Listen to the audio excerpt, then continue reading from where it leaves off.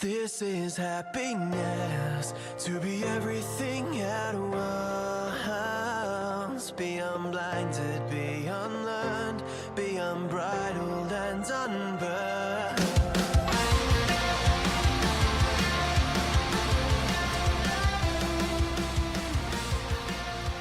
Hey guys, welcome back to a brand new episode of Mood Prep. My name is Dave Nixon, and today I'm going to tell you to fuck values, or at least to consider it, and not in the literal sense. I don't know how you would do that either. That's weird to think about. Stop doing that. So what I'm getting here, it's actually the fuck values came from a conversation I had with my coach, and it was more like, oh, well, that's pretty abrupt. Thought that I had after he mentioned it, but pulling it apart, it makes a lot of sense. And one of the biggest things that I know I've struggled with, but I've seen in a lot of other people, is that they uphold this value, and it's so important to them that they almost dictate their whole world based on those values. Now, there's a couple of interesting things around this, because somebody might be sitting there thinking, well, shouldn't we do that anyway? Like, shouldn't we uphold our values? It's like, sort of, yes. But, and the key word here is to have values, not to be had by them. And that's a really big difference. And what that means effectively is the difference of going, well, I have these values and this is something that's important to me, but I'm not owned by them. You know, the whole idea is like, I think a Jung quote is, do people have ideas or do ideas have people? And so you can see the same thing unfolding here, as sometimes we get so caught up in our values that it becomes a dogma, becomes an absolute truth, and that we project it out onto everyone else in the world. And the difficulty of that is that now we are only seeing the world with one lens, and that lens is completely incomplete. So understanding these values that we uphold doesn't mean that we need to always have them, because they would have changed over time. Subconsciously, as you grew up, you've changed your values on some degree, for different reasons. Sometimes it was because of pain, sometimes it was because of a breakup, sometimes it was because of an epiphany, whatever it might have been. You evolved your understanding of what those values meant to you and why you may need to have changed them.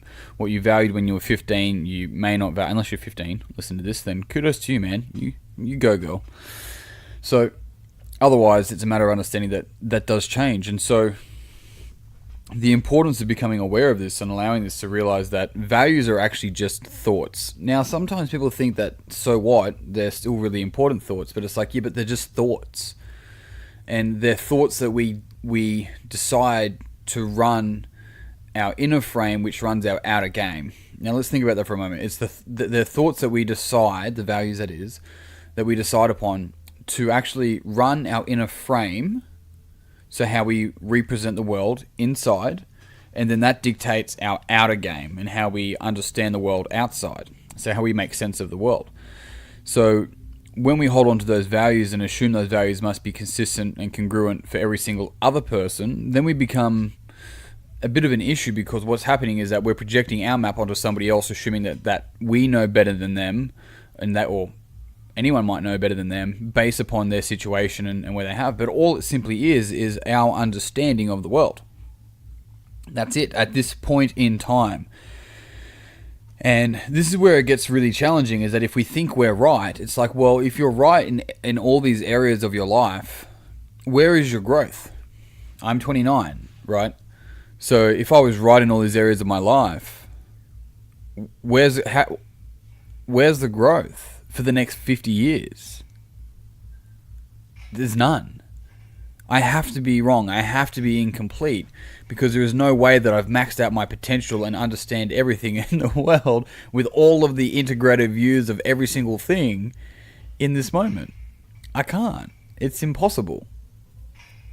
So I have to be aware of my values and consciously understand them, and also consciously decide not to be had by them, and to have them.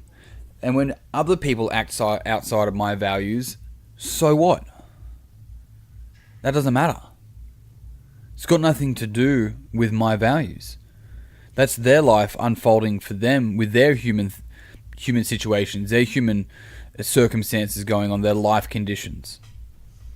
And if I'm judging their life conditions and their actions based upon my set of values, then I'm not only doing them a disservice, but I'm also doing myself a disservice in the process.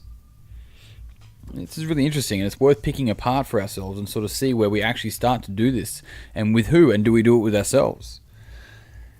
It was interesting. So one of the things I learned through the coaching room was what's called an NLP communication model. And effectively, it basically goes through and explains how we interpret reality, right? In a flick of a moment like that. And so we have a stimulus or an external event, and then we run that through our meta programs. Then we have 60 meta programs, and we often have somewhere between 5 to 10 dominant ones. And then we run it through that, because that's how it, an example would be someone who's global or detailed. I'm probably more along the lines of being detailed, so I'm happy to go into detail about how my weekend was rather than just going good, right? That's an easy one. Another one would be discounting and counting. It's like, hey man, you did really well. I was like, yeah, thanks, but I probably should have done better. There's discounting. Counting is like, oh man, fuck, I think I got the best score. It's like, yeah, but you scaled everything, man. Like, so what? So that's an easy example of meta programs. Then it goes through some filters, and these filters are values, beliefs, decisions, memories, time coding, language. And what happens is that we run this event through the meta programs and then through all these filters. And when I was learning these filters, the coach said to me, he goes, you could just say thoughts, and then it goes through and thoughts, and then you have thoughts. It's like all of it is in mind and none of it is in reality. And what that sort of did was actually, like, I suppose, paint the picture of just how unimportant thoughts are. And what I mean by that is that, of course, that's all we have, is to be able to think and consider and have thoughts upon things. But what I'm really getting at there is that it doesn't mean it's real. It doesn't mean that that thought is the truth. But when we hold on to that for the truth for so many fucking reasons, what happens is that it ends up crushing us and we end up believing in our own dogma. And maybe it's not even about the thoughts anymore. Maybe it's just about being right, because being wrong to you means that you're faulty, and being faulty means that you're not loved. Like, this is an inherently common thing that you may see in people, or a variation of that. Whereas if you think you're right, you're wrong. So you're already wrong, right? Yeah, it's quite interesting. So many paradoxes. So understanding this concept of values allows us to, yes, of course, articulate our values and what we believe and how we understand the world and what we want to uphold within ourselves and our integrity. Yes, it does. What it also does is show us that all it is thoughts. All it is are things that we currently deem to be valuable at this stage in our life within ourselves or within other people. And that's the part we have to be very careful of. Because sometimes when other people don't uphold our values and we're upset with them, it's not their fault, buddy. They're your values, not theirs. So, but don't I have a right to? Nah, not really. Not in the sense of having a right to be upset with something that maybe you've enabled, or maybe something that you deem to be important but not as important to them, because you're not letting them be them. You're wanting them to be you, and when they're not showing up as you, then you're getting upset with that. It's like, just let them be them, and if you are together, friends, then so be it. It's difficult. It's interesting. The other thing there was the difference between a needs-based relationship or a choice-based relationship, right? This is in all forms of relationship. Whereas I keep this person around as a need, or I choose to be in this relationship, whatever kind of relationship that is. That's fucking interesting. That's interesting. And also powerful, indeed. Now I'm going to finish it there, team. Thank you very much for tuning in. If you found this podcast beneficial, it would mean the world to me if you would pass it on to someone else that you think would also love the podcast and find it beneficial.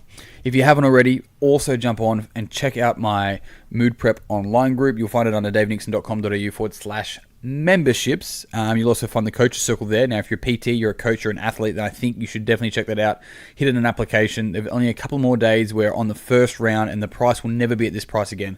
So if you want to have a chat and you're interested, please fill in that application.